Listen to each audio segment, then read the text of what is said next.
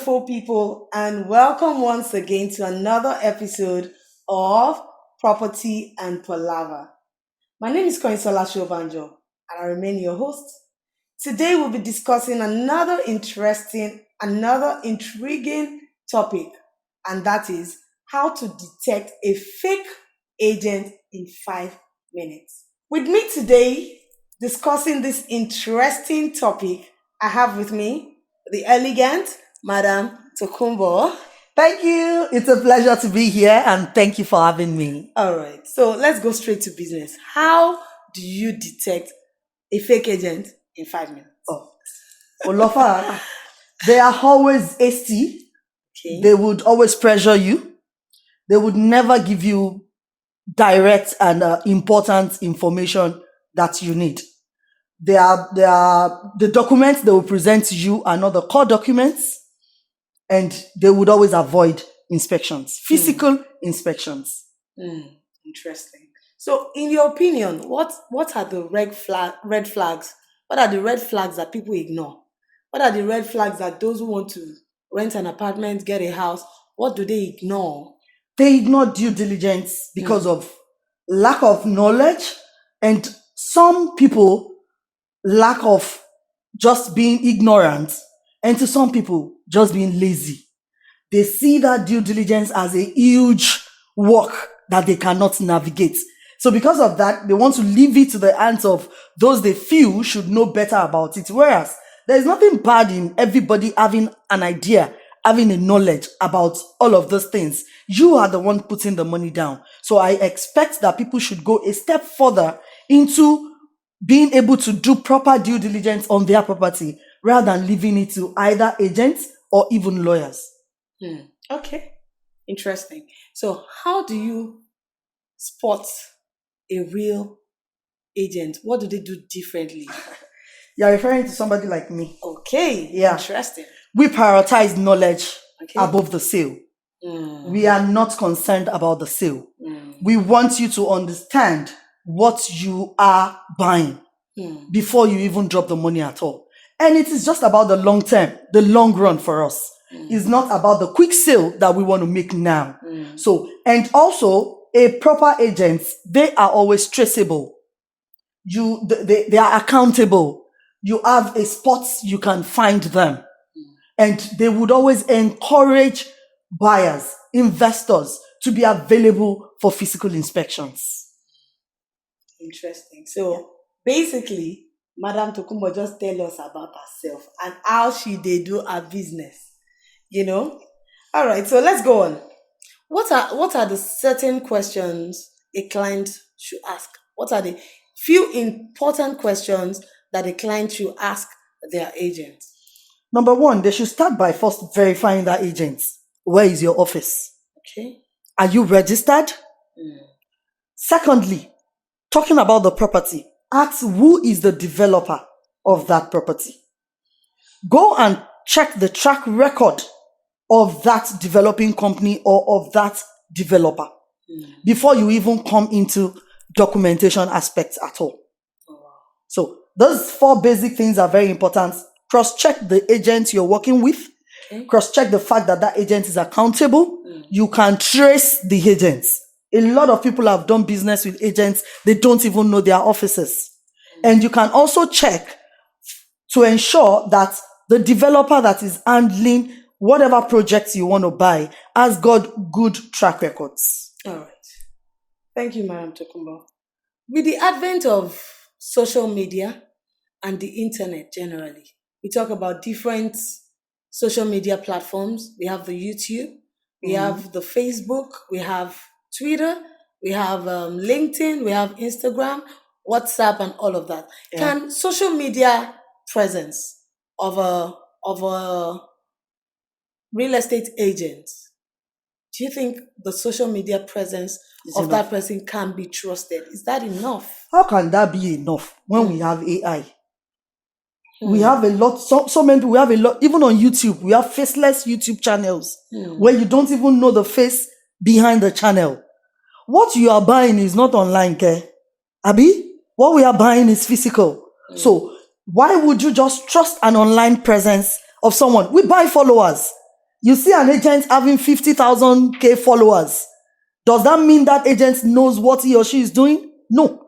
It is not a yardstick to determine if an agent is good or wrong or professional, the height of it. Yeah. So a client must not trust completely on social media to ascertain the genuineness of a consultant. The media is there to expose that consultant to see. Then you now come back to the drawing board to ensure you verify that agent you are going to work with. So basically, you're verifying all the things that you've seen on social media. Everything. She has put an office there. Ensure you don't have to be there presently. Okay. Let me have a video. I want to schedule a video call. Okay, this is the road going to my office. You see, this is the road that you saw on the media. This is my office. These are my documents. You show the clients and you're good to go. But if an agent cannot show you all of those things, then obviously maybe that agent is just there for the sale and not for the long run. And in just being there for the sale, anything can go wrong. Yeah. I get you. I get you totally. And I'm sure that everybody listening can understand your point of view. Do you think there's enough awareness when it comes to what you need to do to ensure you do not fall into the wrong hands? And if you think there's enough awareness, why do you think people still fall victim, even though there's enough awareness? Ojukokoro. Greed is exactly what still makes people fall into victims. Because for the core professionals like us, you will barely find videos of sales. Before you find one video of sale, you would have found 5 educative contents teaching you this, teaching you that. So with all of this educative content, why would you still go and fall into scam with an agent that is selling you an online property that is never available? So most times I see it like they just hear the word cheap and they run to it. And it baffles me because I just feel like in this age and era that we are, you are getting a landed property for 500,000 naira. Shouldn't you just go an extra mile to check if this property truly exists? Or because you just hear 500,000 naira, the next thing you just drop your money down. What if the property does not even exist at all? So at times, it could be greed worrying people. Yeah. Like I said before, laziness. Nigerians are lazy. They just want it quick. They want it fast. And anything that has to go with it's affecting their timing. And when I say timing, now not like they are busy. Probably timing for even sleep. They don't want to go into the it. extra mile. Yeah. So I feel the idea of you falling into scam boils down to you as the buyer. I wouldn't want to buy anything now and I would relax about it, or I would take it for levity. So it has to do with individual persons, individual attitude, individual idea of paying attention to details. So before you even go and sort out for that property, work on yourself, work on the way you can handle issues, the way you can go further to read and to learn about what you are dabbling into. All right. That's very educative. Yeah. And I would like to ask again, what is the safest way for somebody to verify an agent very quickly? Like, what's the fastest way to verify an agent? The first thing is just schedule a physical inspection. Okay. You will definitely see the agent and you will see the property you're buying into. And also, you should also check what are the channels this agent has. How consistent are they in this business? Engage them in talks. Engage them in phone calls. Listen. You check if an agent is talking to you this minute and the next minute you call and probably the agent is not available, or he gives another person the call. If you're smart enough, you will definitely know there's a difference in this voice. And don't be in a rush. Yeah.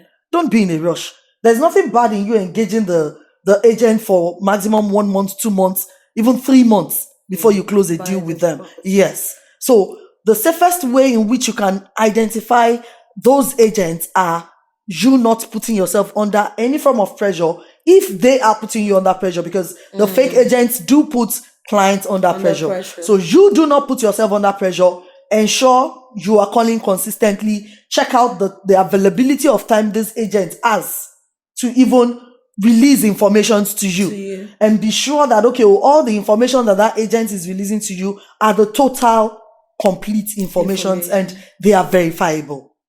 I have clients that are on my radar for 5 months, 6 months, 7 months before they turn into clients. I am sure those kind of clients are taking their time to know who exactly I am before they can entrust. We are talking millions here. So, and it's not easy to come by them. So I think that is just the easiest way in which you can.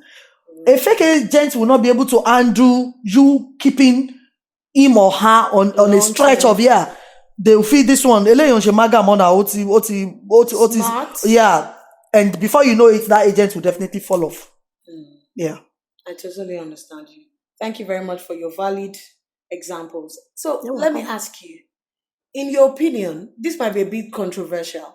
And my question is, I want to buy a property or I want to rent a property. Would you say I should deal with only one agent or deal with multiple agents? I mean, if I deal with one agent, I can rest assured that that agent will link themselves up with their other colleagues if they need to. Or would you say the client should go ahead and employ other different agents or employ the services of different agents in order to effectively get what they want in good time? A client that is dealing with multiple agents, I would say that client has issues with decision making. Okay. And why do you need to deal with multiple agents? Because definitely the property a particular agent is showing you, another agent will still show you that same property, and 2-3 more agents will still show you the same property. So in my own opinion, why not verify just that one agent and be sure that this person is good and stick to that one person? Also, if you're dealing with multiple agents, there could be controversies in informations. Okay. Informations could be overlapping. This person will say this, and you yourself would even now be confused. You would be confused. So, in my own opinion, it is better that you deal with one agent rather than dealing with multiple agents. Yeah. All right. Thank you, Madam Tokumbo. I really appreciate your presence here. Yeah. Finally, let me ask you, in one sentence, how should somebody protect themselves from a fake agent? Be knowledgeable.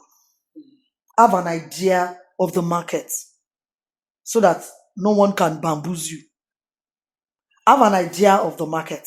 Now, an agent is there to support you.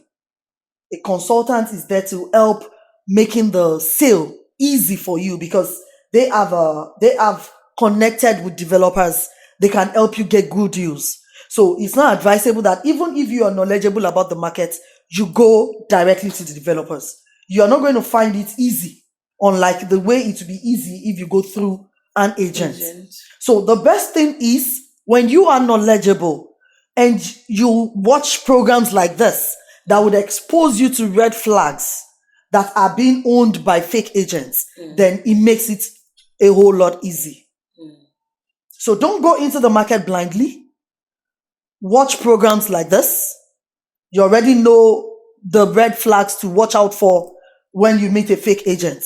So, and when you meet, it's not even all round fake agents. We have agents that are not exposed to the market, that don't even have right information about the market. And these agents would not help you get good deals. They will just be about their own commission. And I want to believe that every client will be happy when you have an agent that can help you reduce 85 million naira to 83 million naira. You might think 2 million naira is not a much, but it's money. Unlike a particular agent that will tell you the developer has said 85 million naira and there's nothing I can do about it. So it's not just about that. There's always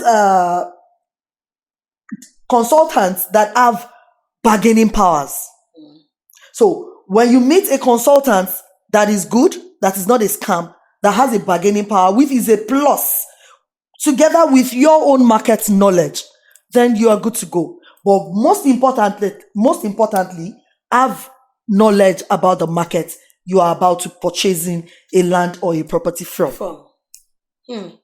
This is so educative and this is enlightening. Thank you very much, Madam Tokumo. But before we let you go on this show, Okay. we'll usually ask for your opinion on a scale of 1 to 10, 10 being the highest, best, Okay. and 1 being the lowest, not so fantastic. How would you rate a certain location in Lagos? And I would say Shagari Estate in Ipaja, based on security, based on affordability, based on accessibility and flood risk. Okay. Let's take one after the other. Okay. Security. Okay. Security is 9/10. Oh, fantastic. Every close are manned by different security firms. So it's not, and they have their timing whereby you can come in and you can go out. It's not a cultural estate. Shagari Estate is a government estate, but they've done it so well that in individual close, their gates are well manned Okay. by security personnel. So Okay. I'll give it a 9/10. Yeah. The next one is accessibility. Accessibility. 9/10. The Okay. roads are tarred. It's easy for you to access the estates. Yeah.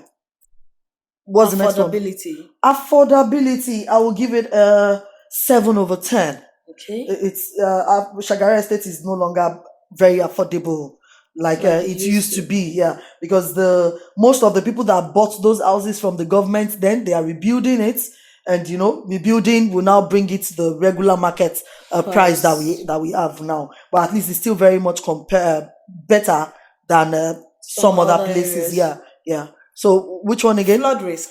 Flood risk, I'll give it a, let's say, 6/10. Yeah. Okay. There are some estates that are still a bit flooded, but the main entrance into the estate here, that is much more manageable. Yeah. So it's not prim and prime like that. That's why I'm giving it a 6/10. All right. I believe that those who live in Shagari Estate can vet whatever it is Yeah. that you've said about your rating. Thank you very much for joining us on this episode. Thank you for letting it out of the bag It's just a the way you pleasure. have. Thank you very much. Thank you too. Thank you so much for watching this episode. It was proudly brought to you by Formidable Corporate Partners. Please do not forget to subscribe to this channel, like, comment, and share. I remain your host. My name is Koinsala Shovanjo. See you on the next one. Cheers.